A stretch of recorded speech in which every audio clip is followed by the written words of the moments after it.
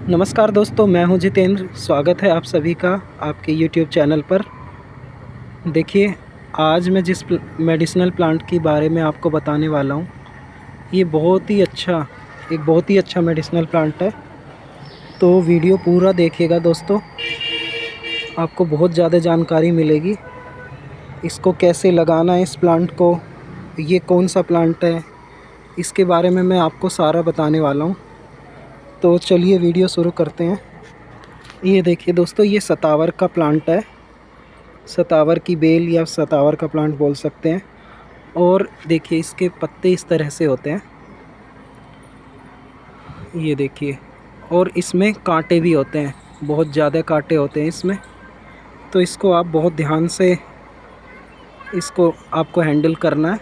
देखिए, बहुत ज़्यादा इसके शार्प कांटे होते हैं, तो आप इसको अच्छे से आइडेंटिफाई कर लीजिए। देखिए, ये एक बहुत अच्छा ऑर्नामेंटल प्लांट भी है। और ये बिल्कुल, इसकी लीव्स ऐसी लगती हैं जैसे प्लास्टिक की बनी हुई हो। देखिए कितना सुंदर इसकी लीव्स है। तो ये ऑर्नामेंटल प्लांट के रूप में भी उगाया जाता है गार्डन में। और ये एक बहुत ही अच्छा मेडिसिनल प्लांट है। इसकी रूट्स देखिए आप, और फ्लावरिंग देख रहे हैं आप। फ्लावरिंग इतनी ज़्यादा इस पर हुई है, बहुत ज़्यादा फ्लावर है। ये देखिए कितना सुंदर इसका फ्लावर है, छोटा छोटा स्पाइक्स निकली हुई हैं। और इस पर पोलिनेटर इतने ज़्यादा अट्रैक्ट हो रहे हैं कि मैं आपको बता नहीं सकता। देखिए, मधुमक्खी वगैरह बहुत ज़्यादा इस पे पूरे पूरे दिन, 3-4 दिन हो गए हैं इनको खिले हुए। और बहुत ज़्यादा इस पर हनी बीज़ अट्रैक्ट हो रही हैं। ये मैं एक ही दिखा पा रहा हूँ आपको, मैंने अभी बहुत सारी हनी बीज़ इस पर देखी थी, पूरे प्लांट पर ही। तो इसका आप फ्लावर से भी इसको आइडेंटिफाई कर सकते हैं। देखिए कितना सुंदर इसका फ्लावर है। और अभी नवंबर मंथ चल रहा है, तो इसी मौसम में मेरे गार्डन में इसमें फ्लावरिंग होती है हर साल। वैसे इसका फ्लावरिंग जो सीज़न है वो अगस्त से लेकर नवंबर तक होता है। नवंबर में फिर ये नवंबर के बाद डोरमेंसी में चला जाता है। तो अभी ये डोरमेंसी में इसके पत्ते गिरने चालू हो गए हैं, इसमें डोरमेंसी के लक्षण दिखने लगे हैं। देखिए कितनी सारी हनी बीज़ आपको दिखाई दे रही होंगी, ये देखिए। तो इसके पत्ते गिरने लगे हैं, देखिए चारों तरफ से। और इस पर बहुत ज़्यादा, इस बार तो कुछ ज़्यादा ही फ्लावरिंग हुई है। पिछले साल कम हुई थी, इस साल बहुत ज़्यादा मैं फ्लावरिंग देख रहा हूँ। ये दोस्तों, ये दूसरा प्लांट है। तो ये वाला प्लांट है जिसको मैं सतावर प्लांट आपको बता रहा हूँ, जिसकी जानकारी दे रहा हूँ। ये चारों तरफ फैला हुआ है, इसीलिए आप अच्छे से इसको देख लीजिए। और इस पर कांटे मैंने बताई दिए, बहुत ज़्यादा कांटे होते हैं। बहुत ही सुंदर ऑर्नामेंटल प्लांट है। और जो बुकी बनाए जाते हैं उसमें भी इसकी स्टिक्स यूज़ की जाती हैं। तो इसको आप ज़रूर लगाइए गार्डन में। अब इसको लगाना कैसे है वो पहले मैं आपको बता दूं, फिर इसकी मेडिसिनल क्वालिटीज़ भी मैं आपको बताने जा रहा हूँ। इसके फूलों में हल्की हल्की सुगंध है, बहुत ही अच्छी खुशबू भी है। और देखिए फ्लावर भी कितने सुंदर लग रहे हैं। तो इसको लगाना दोस्तों ऐसे है कि इसमें से रूट सकर्स निकलते रहते हैं, इसमें रूट सकर निकलते रहते हैं। देखिए नई नई ब्रांचेस रूट से निकलती रहती हैं। आप चाहें तो जड़ों से उसको अलग करके रूट सकर से भी आप इसको लगा सकते हैं। वैसे इसको सीड से लगाया जाता है जनरली, और सीड से लगाना बहुत ही आसान होता है। तो सीड को लगाने का जो टाइम है दोस्तों, वो है बारिश के मौसम में, यानी जब रेनी सीज़न हो तब इसके सीड्स को आप बड़े आसानी से ग्रो कर सकते हैं। और ये प्लांट्स जो मैंने लगाया था, ये मेरे पास 3 साल से है मेरे गार्डन में। और ये मैंने बीज से ही ग्रो किया था, और इसकी ग्रोथ आप देख ही सकते हैं। और ये जो प्लांट एक बार आप लगा लेंगे तो ये सालों साल चलता रहता है, ये ख़त्म ही नहीं होता। इसके नीचे नए नए पौधे बनते रहते हैं, क्योंकि नए नए प्लांट, देखिए ये वाली सूख गई है, इसकी एक नीचे से डंडी देखिए ये सूख गई है। अब नए पौधे इसमें नीचे से निकलते रहते हैं। तो इस तरह से जो पुरानी शाखाएँ होती हैं वो सूखती जाती हैं, और नई ब्रांचेस इसमें से निकलती जाती हैं। तो ये नया बना रहता है हमेशा प्लांट्स। और जिस तरह जितनी अच्छी ऊपर ग्रोथ होती है, उतनी ऊपर इसके नीचे भी जड़ों में भी ग्रोथ होती रहती है। तो इसमें रूट्स बहुत ज़्यादा अच्छी होती हैं, मूली के जैसे इसकी रूट्स होती हैं। और रूट्स की ही मेडिसिनल क्वालिटी होती है। और इसके स्टेम्स भी होते हैं यूज़, लेकिन रूट का ही सबसे ज़्यादा प्रयोग होता है। तो रूट की मैं आपको बताने वाला हूँ कैसे हार्वेस्ट करना है। और अभी देखो दोस्तों, इसकी रूट का जो हार्वेस्टिंग टाइम है वो नवंबर के बाद इसकी रूट्स की हार्वेस्टिंग की जाती है, या नवंबर से भी आप चालू कर सकते हैं। तो इसको सीड से उगाएं आप, बारिश के मौसम में उगाएं तो ज़्यादा अच्छा है, वैसे पूरे साल उगा सकते हैं कभी भी। और सीड्स जो है, सीड्स के ऊपर एक कोटिंग होती है, तो उसको आप सीड को पहले पूरी रात गर्म पानी में भिगो देंगे तो वो कोटिंग घुल जाती है और फिर आप इसको लगा सकते हैं, या बारिश के पानी में तो ऐसे ही आप लगा सकते हैं। तो ये जैसे अब फ्लावरिंग हो रही है, कुछ समय बाद इसमें छोटे छोटे से बीज बनने लगते हैं। और बीज होता है मटर की तरह, मटर केवल दाने दाने, फली नहीं होती है इसमें, फली नहीं बनती, केवल और केवल मटर के टाइप में सीड बनता है और छोटा थोड़ा मटर से। और जब पक जाता है तो रेड कलर का हो जाता है, पहले हल्का हल्का सा कलर चेंज होता है, ऑरेंज, फिर रेड कलर हो जाता है, और फिर वो पक के गिरने लगते हैं। और सीड जब गिर जाते हैं तो बारिश में ये अपने आप ही ग्रो करने लगते हैं। तो मेरे पास इसके 4-5 प्लांट हैं। तो ये आपने देख ही लिया है, चलिए मैं दूसरा पौधा दिखाता हूँ। पिछले साल भी मैंने इसकी रूट की हार्वेस्टिंग की थी, और ये इसको आप रूट हार्वेस्ट करने के बाद दोबारा से भी लगा देंगे तो ये फिर से ग्रो कर जाएगा। तो ये बहुत ही आसान है इसीलिए इसको उगाना। लेकिन इसको मैंने उखाड़ा नहीं था जड़ से, मैंने आसपास से ही मिट्टी से ही इसकी रूट्स की हार्वेस्टिंग कर ली थी। तो मैं रूट्स आपको दिखाने वाला हूँ कैसी होती हैं इसकी। देखिए दोस्तों, यहाँ भी है ये एक मेरे पास कई जगह पर है ये प्लांट, मैं दिखा देता हूँ आपको पहले। ये देखिए, ये मेरा एक आंवले का प्लांट है और ये अब डोरमेंसी में चला गया है। इसी के साथ साथ ये भी है, और ये भी देखिए डोरमेंसी में जाने लगा है। सतावर की ये जो प्लांट है, बेल है, और ये देखिए ये दूसरी बेल है सतावर की। ये देखिए इस पर भी फ्लावरिंग हो रही है, इस पे कम है फ्लावरिंग क्योंकि ये इनडायरेक्ट सनलाइट में रखा हुआ है, और इसकी भी बहुत अच्छी ग्रोथ है।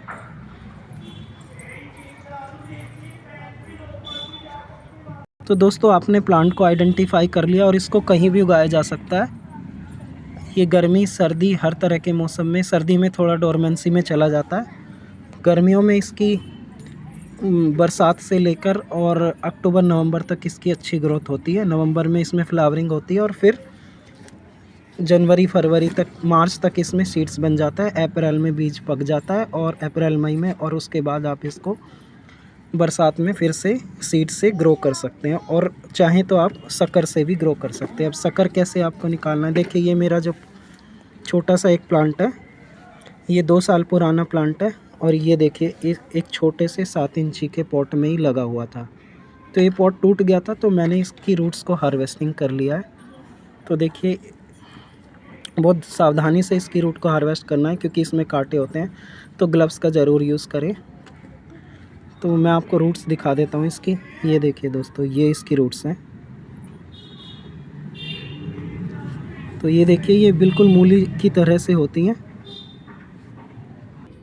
तो दोस्तों, इन रूट की अगर मैं बात करूँ तो ये इतने छोटे से प्लांट से देखिए आप बहुत ज़्यादा है, मतलब मुझे ऐसा लग रहा है ये 400 450 ग्राम तक ज़रूर होगी। और ये इसका साइज़ थोड़ा छोटा है, जो मैंने पिछले साल हार्वेस्ट की थी बड़े वाले प्लांट से, उसका साइज़ मूली से कुछ छोटा था। तो आप भी ज़रूर लगाइए। अब देखिए इसकी मैं मेडिसिनल क्वालिटीज़ आपको बता देता हूँ।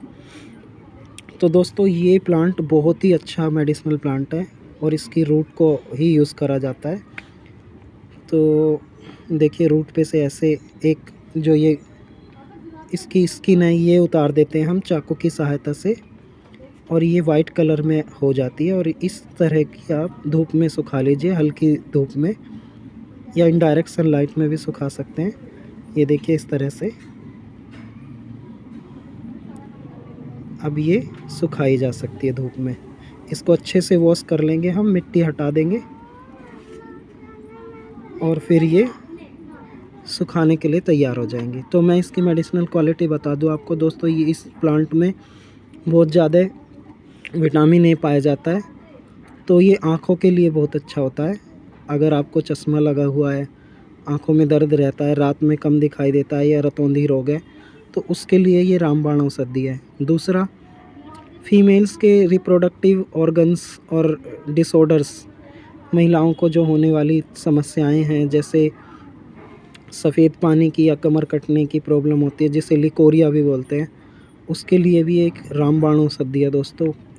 ये बहुत ही अच्छी एक औषधि है फीमेल्स के लिए। तो वैसे तो सभी के लिए है, लेकिन फीमेल्स के लिए बहुत ही अच्छी है औषधि है, रामबाण औषधि है बिल्कुल। फीमेल्स की सारी दिक्कतें, जैसे शरीर में दर्द रहना, कमर कटना, मासिक धर्म में गड़बड़ी और रिप्रोडक्टिव से रिलेटेड जितनी भी बीमारियां होती हैं, उन सभी में इसको बहुत अच्छे से इसका यूज़ कर सकते हैं और बहुत ही गुणकारी है ये और बहुत इफ़ेक्टिव भी है। तो इसके अलावा मेल्स में भी बहुत सारी समस्याएं, जैसे धातु रोग वगैरह हो जाता है, वीर्य का पतला होना, तो उन सब में भी ये बहुत ही कारगर औषधि है। स्पर्म काउंट को भी ये इंक्रीज़ करती है और इसी तरह फीमेल के ओवम यानी एग की क्वालिटी को भी ये बहुत सुधारती है। तो इसको आप ज़रूर लगाइए। अगर घर पर नहीं लगा सकते तो आप बाज़ार से भी ला सकते हैं। पंसारी के पास ही अवेलेबल होती है, शतावरी के नाम से आप इसको ले सकते हैं। तो ये लगभग 200 रुपये की 100 ग्राम या 200 ग्राम के आसपास ही अवेलेबल होती है। तो मुझे एग्जैक्ट रेट अब पता नहीं है, तो आप ले सकते हैं, इसको ख़रीद सकते हैं मार्केट से। तो मैंने पिछले साल भी इसको हार्वेस्ट किया था अपने गार्डन से, और इसको अब हम थोड़ा सा इसका कवर निकाल देंगे इस तरह से, और फिर इसको सुखा लेंगे। तो दोस्तों आगे और क्या इसके मेडिसिनल यूजेस हैं, जैसे कि इसके अलावा स्त्रियों में जब बच्चा होता है और किसी लेडीज़ को दूध नहीं बनता, शरीर में दूध नहीं उतरता, तो उसके लिए भी ये बहुत ही अच्छी औषधि है। उस समय इसको इसी तरह से आपको पीस के इसको पहले सुखा लेना और फिर इसको पीस सकते हैं, या आप पंसारी के यहाँ से ला सकते हैं इसकी रूट्स को, और इसका पाउडर बनाकर कैसे यूज़ करना है आपको, इसको दूध के साथ लेना है। सुबह शाम कम से कम 2 टाइम तो लेना ही लेना है दूध के साथ। और दूध कैसा होना चाहिए, मिश्री मिलाकर, और मिश्री धागे वाली मिश्री दोस्तों, धागे वाली मिश्री मिलाकर वो दूध आपको लेना है। इसके 1 या 2 चम्मच पाउडर आप रेगुलर लेंगे तो आपकी सारी दिक्कतें और परेशानियां हैं वो दूर हो जाएंगी। इसके अलावा ये बहुत ठंडी इसकी तासीर होती है, तो ये गर्मी जनित जितनी भी बीमारियां होती हैं, लीवर की बीमारियां और डिहाइड्रेशन होना, उसमें भी ये बहुत ही कारगर औषधि है। तो महिलाओं के दूध का मैंने बताया। इसी तरह पशुओं में भी अगर दूध कम बनता है तो उसको 1 किलो तक या 1.5 किलो तक क्वांटिटी में आप खिलाएंगे तो बहुत जल्दी उनका दूध में सुधार होगा और क्वांटिटी और क्वालिटी भी इम्प्रूव होगी। इसके अलावा अगर थनैला रोग हो जाता है पशुओं को, तो उसमें भी ये बहुत ही कारगर होती है, और यूज़ उसी तरह से करना है। पाउडर बना के जानवर को हम खिला सकते हैं, आटे की लोई बनाकर उसमें दे सकते हैं। तो ये सब इसके कुछ मैंने मेडिसिनल यूजेस बताए, और भी इसके बहुत ही सारे दोस्तों मेडिसिनल यूजेस हैं। वीडियो बहुत लंबा हो जाएगा अगर मैं डिटेल में बताऊंगा। तो इसके अलावा आप इसको जो यूज़ कर सकते हैं वो इसको अश्वगंधा के साथ साथ इसको मिलाकर आप यूज़ कर सकते हैं। इसी के जैसी दोस्तों जड़ें होती हैं, वाइट कलर में आती हैं, वो होती हैं सफ़ेद मूसली। सफ़ेद मूसली भी इसी से मिलता जुलता एक प्लांट है, और वो भी बहुत गुणकारी होता है। जैसे जैसे इसके लाभ होते हैं ऐसे ही सफ़ेद मूसली के होते हैं। पहले मेरे गार्डन में भी था, वो नहीं है इस समय, वरना मैं आपको दिखाता। तो सफ़ेद मूसली और अश्वगंधा की अगर रूट इसके साथ सेम क्वांटिटी में मिला ली जाए, यानी 100 ग्राम इसकी जड़ें, 100 ग्राम अश्वगंधा रूट का पाउडर और 100 ग्राम सफ़ेद मूसली पाउडर, तो ये बहुत ही अच्छा एक औषधि बन जाती है, और ये बहुत सारे रोगों में काम आती है। इसके अलावा इसका और जो बेनिफिट है दोस्तों, रतौंधी यानी आँखों की कमज़ोरी और चश्मा जिनको है वो भी यूज़ करके देख सकते हैं। वो भी अगर चाहें तो ये चश्मा छुड़ा सकते हैं। किसी आयुर्वेदिक प्रैक्टिशनर कि ज़रूर आप हेल्प लें, पहले उनसे परामर्श ले लें, तभी आप इसका सेवन करें। तो इस तरह से आपका चश्मा भी छूट सकता है अगर आप इसको अच्छे से यूज़ करेंगे। और ये सभी जगह पर यूज़ होता है। इसके अलावा फीमेल्स की जो जैसे दसमूला रिस्ट वगैरह होती है, उसमें भी इसको ज़रूर डाला जाता है। तो ये एक बहुत ही इम्पोर्टेंट एक औषधि है जो काफ़ी सारी मेडिसिनल प्रिपरेशंस में भी यूज़ होती है। तो ये मैंने इसके कुछ आपको लाभ बताए, इसके बहुत सारे लाभ हैं। इसके अलावा कैंसर जैसी भयानक बीमारियों में भी इसको कारगर पाया गया है, तो इसको आप ज़रूर लगाइए। और भी आपकी अगर कोई क्वेरी हो तो आप पूछ सकते हैं, तो मैं आपकी सारे जवाब दूँगा। तो जितना मुझे नॉलेज है, जितना मुझे पता है, मैंने वो सब बातें आपको बताई। तो मैं तो इसको एज़ ए ऑर्नामेंटल प्लांट के रूप में अपने गार्डन में लाया था, और क्योंकि अब मेरा गमला टूट गया था तो मैंने ये हार्वेस्ट कर लिए। और उस प्लांट को भी देखिए, इस प्लांट को भी अभी मैं दोबारा से लगा दूंगा अगर मुझे गमलों में कहीं जगह मिलेगी तो मैं कैसे लगाऊंगा, इसके अभी और भी थोड़ी बहुत रूट है, वो भी मैं इसकी हार्वेस्ट कर लूँगा और थोड़ी सी इसकी रूट प्रूनिंग कर दूंगा। देखिए, जो पुरानी जड़ें होती रहती हैं, देखिए वो जो ज़्यादा पुरानी हो जाती हैं वो गल जाती हैं अपने आप अगर हम हार्वेस्ट नहीं करते। तो इसकी समय समय पर हार्वेस्टिंग कर लेना चाहिए। 2 साल पुरानी जड़ों की तो कम से कम करनी चाहिए। और अगर 2 साल से ज़्यादा पुरानी अगर जड़ें हो जाती हैं तो उनमें रेशे ज़्यादा बन जाते हैं। तो रेशे ज़्यादा हो जाते हैं तो फिर उसकी मेडिसिनल क्वालिटी कुछ कम हो जाती है। तो इसको 2 साल पुरानी ही रूट यूज़ होती हैं इसमें। तो इसको अच्छे से रूट प्रूनिंग करके फिर से आप दूसरे गमले में दोबारा से लगा देंगे तो ये फिर से ग्रो कर जाएगा। और अगर आप चाहें इसके नए पौधे बनाने और भी, तो आप किसी खुरपी की सहायता से ऐसे इसको 2 भागों में बांट सकते हैं, और इनको 2 या 3 भागों में जितना भी आपको बनाना हो, तो भी ये बारिश में अगर करेंगे तो बहुत जल्दी ये रूट पकड़ लेते हैं। तो इस तरह से इसको आप लगा सकते हैं। अगर आपको कहीं इसका प्लांट मिल जाए तो आप इसके सीड कलेक्ट कर लीजिए और अपने गार्डन में ऐड करिए, या फिर आप नर्सरी से भी कर सकते हैं।